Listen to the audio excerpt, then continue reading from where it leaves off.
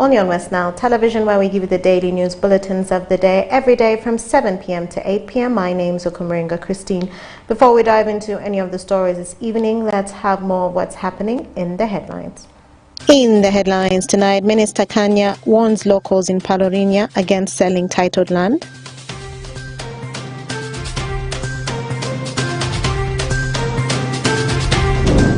Imvepi refugees and host communities benefit in capacity building program.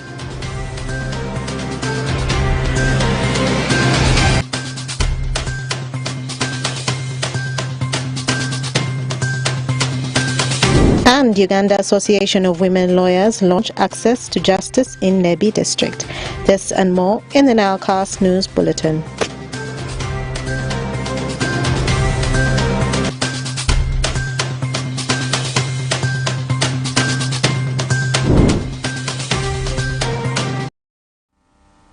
It's the 3rd of July 2024. You're most welcome to the Nilecast on West Nile Television. Let's dive straight into the stories that have made headlines today. The public in Paroninya Sub-County, Obongi District, has been warned against selling their titled land. This warning was issued by Honorable Obiga Mario Kanya, the State Minister for Lands, Housing, Planning and Urban Development, during the issuing of over 500 land titles to landowners in Paroninya Sub-County. Hukumu Dominic reports more. The over 500 land titles were issued to the landowners in Palorinya Sub-County by the Ministry of Lands as a way of securing the land for the locals so that cases of land wrangles can be avoided amongst the community members in an event which took place at Palorinya Sub-County Resource Center. Honorable Biga Mario Kanya, the State Minister for Lands, Housing, Planning and Urban Development, during the issuing of the land titles, cautioned the landowners against selling their titled land, saying once they sell the land, they will not be able to recover them back even if they go to court. This one, you'll never get it back. The moment you sell this title, you'll never get that land back. Even if you go to court, you will not get it. So never sell it. It is just to identify the border of your area. Where does my border stop? Just that. Don't attempt to sell it, okay? You have got it. He, however, implored the landowners to take proper care of their land titles by keeping them safe so that they don't get destroyed. Please, I ask you to keep them safe. You use them properly. Don't put anything on them, leave them as they are. Get an envelope, put them in that big envelope properly. Keep them where you can keep safely, away from fire, away from water, away from ink, away from anything which will spoil it. Honorable Maneno Zumra, the woman member of Parliament of Obongi District, lauded the government and the Ministry of Lands for taking up the initiative to issue land titles to the community members of Palorinya and said these titles confirm the true owners of the land and therefore no one will take it away from them. Nobody is going to touch that land. Nobody is going to pass into your land. It is yours. It is having title. Let's thank Minister of Lands for that. Mr. Tim Benson Humphrey, the Chief Administrative Officer of Obongi District, lauded the Minister and the Ministry of Lands for taking up the initiative to process land titles for the people in the district for free.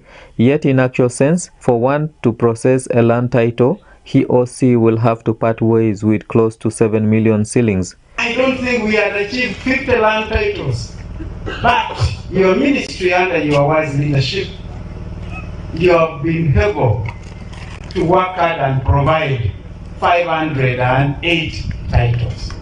Out of the 575 we have provided, the rest is under scrutiny, about 65. To my people, to raise a title, you don't spend less than between 2.5 to 7 million shillings to get a land title, just one. But to see that through this project, we have 508. What a joy this day is that our people have the land title.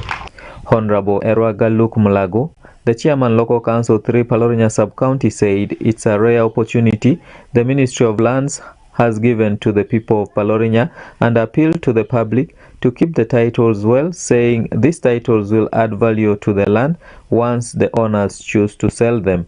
This is a rare God-sent opportunity to secure our people land and has automatically increased every beneficiary land value. I now urge my people to ensure they keep this land title properly.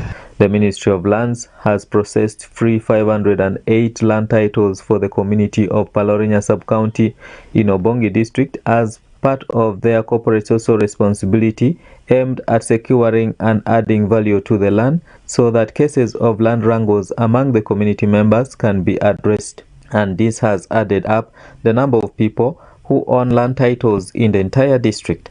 This gesture is geared towards educating the public about the need and importance of acquiring land titles in the district. Dominic Anthony Okumu, West Nile TV, Nilecast. The Uganda Association for Women Lawyers launched access to justice of vulnerable people in Nebi district so as to enable both men and women who do not have access to justice to attain it. This comes after an increase in cases of gender-based violence and child neglect in the district. Alfred Jawok reports more. In a bid to have access to justice for all, the Association of Women Lawyers have launched project implementation to empower children, women and vulnerable men who have been sidelined in Nebi district. During an exclusive interview with the Consulate Awekunimongo, legal officer FIDA Uganda Nebi branch said the project will equally equip both men and women who do not have access to justice. Awekunimongo further revealed that vulnerable men and women who have been suffering silently from accessing justice can now benefit from the 3-year project in Nebi district.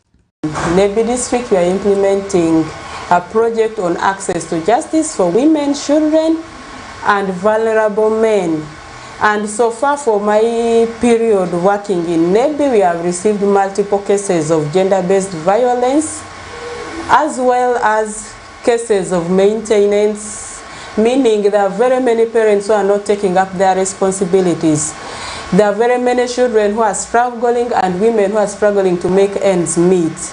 She added that her office is overwhelmed with cases of child neglect by some parents, land-related matters, where many heads of families are agreeing about writing wills to protect their properties in case death occurs. Yes, land matters, most especially where you find the head of the family, let me say the husband or else the man who heads the family, dies without any kind of will or any way in which his property is supposed to be distributed.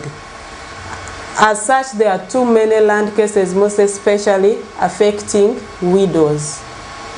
In the meantime, Mr. Stephen Mudra Edema, Deputy Chief Administrative Officer, Pakwach District, urged government to empower local council chairpersons and other stakeholders to make vulnerable persons have access to justice. LC, village council courts, parish council courts, even sub-county council courts are there to ensure that people are able to access justice at the nearest point possible. So I think one of the ways to give access to justice for persons with disabilities, children, women, the elderly is to use the LC system. And of course, you know that the judiciary has now come with a very interesting policy where we now have a magistrate's court at every district level. That is what has come as a new innovation by our Ministry of Justice and Constitutional Affairs. They have now created a magistrate's court at every district, and we believe that this will make justice accessible to all the people who need the services, the judicial services. Reports from Nebi Central Police Station indicate that 145 cases of gender-based violence, 35 cases of child neglect, 136 land cases, have been registered for the last 2 years, and some of the perpetrators have been convicted on their own plea of guilty. In Uganda, access to justice requires protracted efforts from both police and stakeholders to fight against the vice. Alfred Jawok, West Nile TV, Nilecast. Moving on in our stories, over 4,000 learners have benefited from capacity training in Mvepi refugee settlement, which targets over 7,000 students from around 700 households, both refugees and host communities. This project was launched in 2022 and will take a period of 6 months. Benson Pastore reports. Host communities and the refugees in Mvepi continues to benefit in capacity building programs to change their socio-economic life. This initiative is implemented by BRAC, funded by Hilton Foundation, major focusing on early childhood development and promoting livelihood development among the refugees and also the host communities. This project started in 2022, which is expected to run for 36 months, targeting 7,000 learners and 700 households. Therefore, 4,000 learners have been covered, plus some households, both from the refugees and also the host communities. Hassan Okiring, the project coordinator BRAC Arua branch, highlights the public about the whole process and items they are issuing to the beneficiaries. We have supported over 4,000 learners within the community, and we have also supported 700 households with our livelihood activities. Out of the 700 households, each one of them got goats. There are those ones who got sheep. There are those ones who got poultry, chicken. There are those ones who got rabbits, and there are those ones who were supported to open petty businesses, plus many more livestock interventions. The challenge of feeds has been a very big problem that has caused a lot of asset mortality. Then also, of course, we have been having outbreak of livestock diseases, Newcastle, fowl typhoid, which was a bigger setback in some of the zones where we lost quite a bigger number of our poultry. We have around over 5 partners that we have involved here, and we have the sub-county authorities and also the district local government as part of the exercise, and of course with the Office of the Prime Minister being the overall coordinator. Julia Sala, a refugee at Mvepi who doubles as one of the beneficiaries, said this initiative has really changed their lives and lamented some of the challenges they encounter in dealing with these animals. There is a lot of change, so I'm now even I can eat twice a day. Since that time when they are not there, actually it is hard. Like you can see, they supported us with some animals like 4 goats, 5 chickens. There is a challenge, like as per now, the drought, there is no grass, and also in our village here there is a lot of tapes. Even some of our participants, there's also tapes came and stolen it. Ariga Nicholas, one of the beneficiaries among the host communities, similarly said he used to suffer a lot, but this project has made him to transform and develop. Ma kuendra leko, ma kuendra avini mandra abirta sana, mandra kudri abirsi, abir matale se brak la mafi madre kobo, musu inri, musu u, musu grube, so mamu grube di subo. Modern group edikutse in ukitu indrikitu muswanda indriki su currently SARS situation SARS gamusu do SARS indrita kezira mu ada se ekose. Win Lakop, Refugee Welfare Council 3 for Mvepi refugee settlement, equally appreciates the project and asks donors to continue supporting them. We are really grateful. What BRAC is doing, really, it is something that we cannot pay, we cannot talk about it. Their activities talk by itself on the ground here. They are carrying on with capacity building for other partners, which is a great work.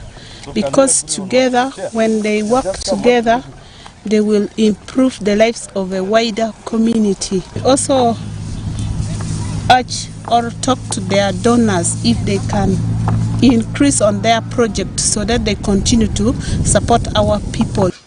Emokolo Onyang, Deputy Resident District Commissioner for Teregu District, appreciates the effort and similarly said they are also helping the government to fill some gaps. The partners, they are filling in the gap where government would be doing. And you know, for us as a government, we have done what they say, creating the enabling environment. So if the partners are coming and they are doing well, like BRAC and others, we will call upon the community really to impress it. The host community is also involved. You find now they see us being part of it. So it becomes easy for the program to succeed. But if you leave them out and they are seeing as if they are watching a video, as if they are watching Arsenal and Man U, it becomes difficult. So involving them is very, very key. Other partners such as community-based organizations, refugee-based organizations, district stakeholders, and Office of the Prime Minister have cooperated with BRAC in monitoring the project to ensure that the lives of both the refugees and host communities are transformed. Oraku Benson Pastore, West Nile Television Nilecast. In order to bring back the lost glory of Monsignor Bala SS in Ajumani district, the old students of the school have formed an association so as to improve on the enrollment and performance of learners in the school. Onzima Alan reports more. The old students of Monsignor Bala Secondary School in Ajumani district have called on all stakeholders to get engaged so as to improve on the performance of learners in Ajumani district. Mr. Oja Michael, chairperson of the association All Students Bala Secondary School Ajumani district, who also doubles as Ajumani General Hospital administrator, stated that the purpose of their get-together is to unlock the performance of the school and engage all the stakeholders to know their responsibilities. So today, the alumni of this school since 1987 have gathered here for a general assembly. The purpose of a general assembly is to promote the school, and the theme that is supposed to guide our speeches today is actually unlocking the performance of Monsignor Balases through stakeholder involvement. We need to understand the different roles of the stakeholders and whether the stakeholders are actually playing their role in as far as the performance of the school is concerned. Mr. Akuku Philip Kaya, the district school inspector of Ajumani district, calls on the parents to send their children to school at an earlier stage so as to allow them to perform well. For our parents and the PTA, mobilize your children to go to school at the right age. The right age for nursery is 3 years, primary 6 years, secondary 13 years. By the time they encounter adolescent challenges, they will have known themselves. He, however, advised schools to always have time and analyze the performances of their learners to get better performance. Members, I give you 4 areas. If you want to unlock the performance, one, start with the performance planning, go to performance appraisal, go to performance monitoring, and make performance management. Because if you pass first grade 1 year and then the second year, there's no first grade, you cannot manage your performance. So those 4 areas, we can give you time to explain more.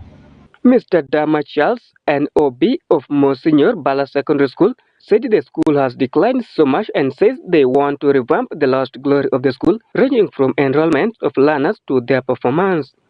And the school declined a lot in performance and also student enrollment. As alumni, we felt that we have a part to play to bring back the lost glory of this school. So today, as the alumni, we have organized ourselves to come and further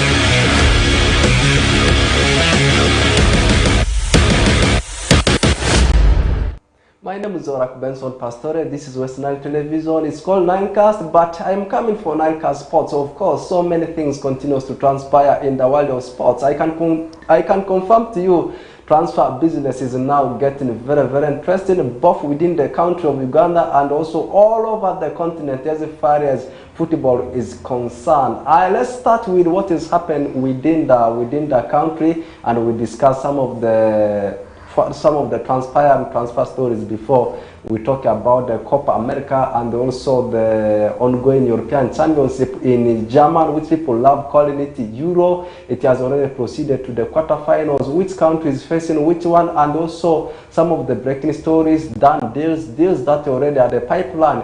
But let's kickstart with what is happening within Ugandan transfer. I can confirm to you, Gor Mahia from Kenya have already acquired the services of Leonardo Martini Neiva as their new coach. That's after sacking Jonathan McKinstry. Jonathan McKinstry has been actually previous coach, a former coach for Uganda Cranes, and also Martini Neiva has also been a previous coach for the team of not Soltino Bright Stars but Sports Club Vipers, and he was actually sacked by Vipers. Now he has officially been unveiled as the new head coach for the team of Gor Mahia. Now going to our neighbors, that's Tanzania. They have the Tanzanian club also Simba. They have also unveiled that's Stephen Mukwala on a 3-year contract, and this deal comes after Stephen Mukwala leaving a side from Ghanaian Premier League called Asante Kotoko, and now he is officially a player for a team called Simba that is playing in Tanzanian Premier League. Lastly, Lugazi, a team that is playing the second tier of Ugandan football called the FUFA Big League. They have also unveiled the signing of Sadiq Sempidzi as their new head coach. Previously, he managed teams like Arua Hill Sports Club. He also managed the Mbara City and also Zinza North United, and he will be battling at the team of Lugazi Football Club. Let's leave that one there, and we now jet to America before we talk about the European Championship. Today I want us to start with the Copa America. It has already reached at the 10th stage, whereby you are beaten, you collect your apparatus, you have to go home. I am talking about the quarterfinals, not like Euro, where the knockout stage starts from round of 16, but for Copa America, as usual, it's after group stages, it then goes direct to quarterfinals. And let me give you the fixtures and also the scheduled dates, or the days for the games to be played. On Friday, Argentina, in the opening of the quarterfinal match of Copa America, they will be entertaining Ecuador. And then on Saturday, Venezuela will be having a date with Canada. Still on Saturday, Colombia, a team or as a country that has won the competition once, will be locking horns with Panama. And the last game in the quarterfinals of the Copa America shall witness the game between Brazil and Uruguay. And this game will be on Sunday in the wee hours of the morning. Most of the Copa America games are played in the wee hours of the morning, not at night, but in the wee hours of the morning. And this one takes us to the quarterfinal draws, matches to be played in European Championship. It's also commencing on Friday with a very big encounter, as Spain will be battling it out with Germany, and this game will be at 7 p.m. East African time. And then reaching at 10 p.m. East African time, Portugal will be entertaining France. Do you know what? A secret behind this game is actually the repeat of what transpired in 2016, where we saw Portugal beating France in that final by 1-0. So they are clashing again on Friday at 10 p.m. Mark your calendar and also time. Portugal up against France. And then on Saturday, struggling England will be battling it out with Switzerland. That did knock out the defending champions Italy. And lastly, on Saturday, Turkey will be taking on Netherlands. And we saw Turkey yesterday knocking out Austria in the last game of the round of 16. Let's drop that one there. We've analyzed everything with what is happening in the world of transfer. I've already given you some of the breaking stories in Ugandan transfer. Let's now jet to Europe, and we'll talk about some of the done deals and also deals that are in pipeline. I can confirm to you, Chelsea, they have already completed the signing of Leicester City player called Darsberg Hall at a fee of 30 million euros, and he has gone on to sign 6 years contract with the Blues, and He has been the players' player of the season, last season championship, and also most valuable player, or as MVP player of the season. That was in championship for the team of Leicester City. And also Bayern Munich, they are still in the battle for João Palhinha. According to the latest report, they are actually at the verge of completing his deal, and it will cost something of around 42 million pounds for the Bavarians to take away João Palhinha from private cottage based club. He joined Fulham way back in 2022. It was from Sporting Lisbon at a fee of around 17 million pounds, and he has gone on to have 79 appearances and scoring 80 goals in the last 2 seasons he has spent with the team of Fulham. And lastly, Fulham manager Marco Silva has rejected a move to the Saudi Professional League for a team called Al Ittihad. According to the latest report, now they have turned their focus, Al Ittihad, they have turned their focus to former AC Milan head coach, that's Stefano Pioli. This one comes after the sacking of their Argentine head coach called Marcelo Gallardo. That is all what I had for you as far as transfer is concerned. And I'm closing the chapter. Have the best of your time. We'll link up again tomorrow.